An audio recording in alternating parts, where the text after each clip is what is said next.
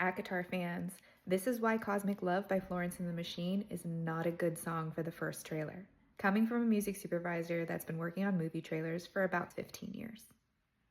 Here's a perspective that you may not be thinking about.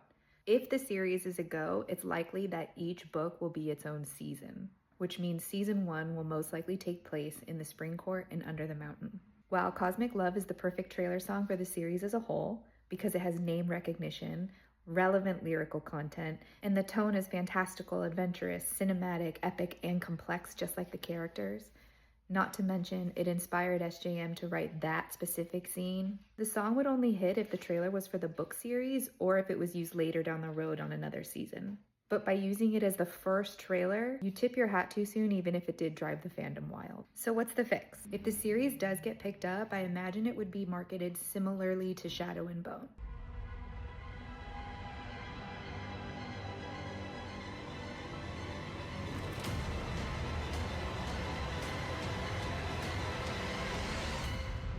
Which uses an instrumental composition. That trailer and that audience seems a little bit more young adult and aligned with what I'm seeing for the ACOTAR series. But they could also go more epic, like Rings of Power. Everyone must decide who we shall be.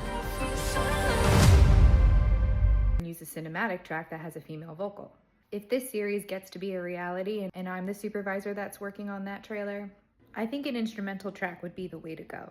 Maybe something that starts out dark and somber, and then when Prithian becomes the main setting, becomes more fantastical in nature. Then somewhere in the trailer feature that moment at Callan May, with a build-up rise in orchestration that sounds like it could be, or even a cover of, Cosmic Love, but just the instrumentation lead up to them meeting. That way it would be a bit of a wink to the fandom, without giving the game away. What would be your ideal song if this series became a reality?